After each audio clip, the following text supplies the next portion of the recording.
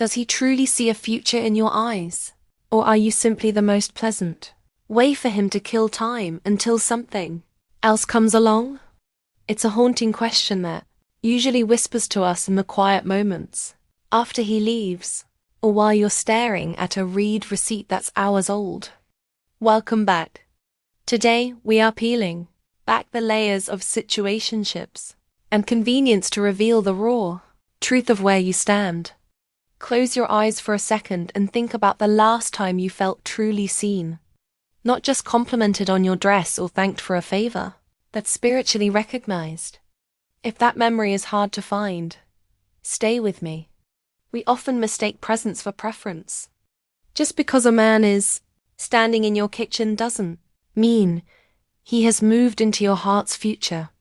We are going to explore the psychological markers of genuine emotional investment versus the sophisticated art of placeholder dating. The hardest pill to swallow is that a man can be kind, funny, and even physically affectionate, all while having zero intention of staying. He might be passing the time with you because you are high value, nurturing, and easy to be around. But there is a massive chasm between a man who appreciates your company and a man who fears a life without you. Let's look at the first red flag of the time killer, the selective availability. In a real connection, consistency is the heartbeat. But when someone is just passing time, their interest fluctuates based on their boredom levels. You'll notice he is incredibly present when his own world is quiet, but the moment his life gets exciting, busy, or stressful, you are the first thing to be edited out. You aren't his partner through the chaos. You are his reward for when the chaos settles. This is the difference between being a priority and being a pastime. Let's talk about the future, faking versus future building. A man who is just passing time will often talk about the future in vague, shimmering generalities. He'll say things like, "We should go to Italy someday," or "You'd love this restaurant I heard about." It sounds like planning, doesn't it? But notice the lack of concrete action. There are no dates set, no tickets bought, no integration of your lives. It's a fantasy designed to keep you hooked in the present.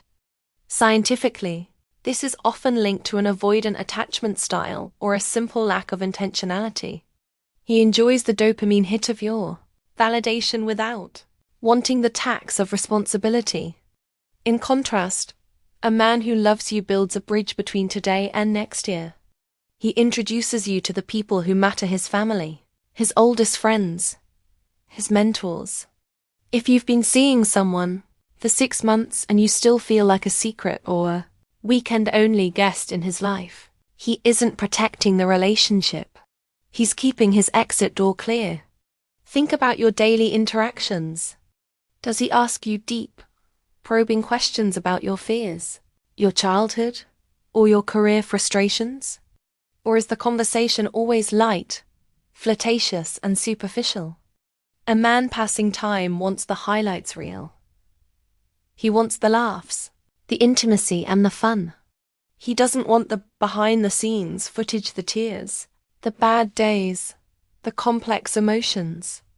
If you feel like you have to perform happiness to keep his interest, you are likely in a performance, not a partnership. Real love is comfortable with the silence and the shadows, not just the spotlight. One of the most confusing things for women is when a man is too nice to be a villain, yet too distant to be a partner. This is the ease trap. He stays because it's easy. You are kind. You provide emotional labor. Perhaps you cook for him, or you provide a safe space. He likes the asterisk service asterisk you provide, not necessarily the asterisk person asterisk providing it. Ask yourself, if you stopped initiating, would the relationship vanish? If you stopped being easygoing and started expressing your needs for commitment, would he lean in or would he recoil? A man who loves you sees your needs as a roadmap to making you happy. A man who is passing time sees your needs as an inconvenience or an ultimatum. Look at his investment of resources, and I don't just mean money. I mean his most precious resource, his focus.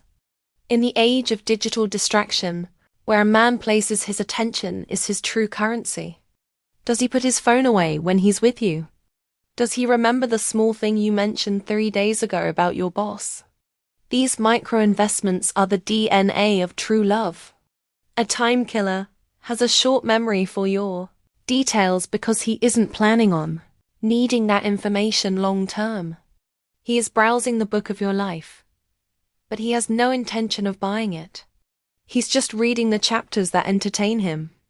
So, how do you handle the realization that he might just be passing time? It starts with the most powerful word in your vocabulary. No. No to the 10 p.m. What are you doing? Texts. No to the vague plans. No to being the emotional support system for a man who won't give you a title. When you stop allowing yourself to be a convenience, you force his hand.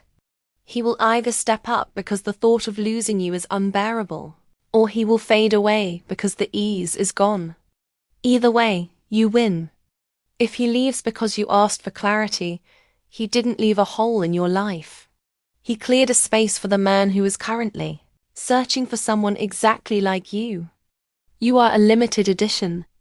You are a masterpiece. Why are you allowing yourself to be treated like a waiting room? We often stay in these limbo relationships because we are afraid of the silence that follows a breakup. That silence is where your strength grows. True love is an active verb. It is consistent, it is visible, and it is brave. It doesn't leave you guessing at 2 a.m. If you have to look for clues that he loves you, he probably doesn't. Love is not a mystery to be solved. It is a choice to be made every single day. Choose yourself today. Stop settling for a man who is just passing through and wait for the one who wants to stay and build. You deserve to be someone's destination, not a stop along the way. Before you click away, I want you to comment one thing you are going to prioritize about yourself this week. Let's start the healing together. And if you're ready to stop settling and start attracting the devotion you deserve, make sure you're subscribed for our next deep dive into the psychology of high-value love. You are worthy of a love that is certain,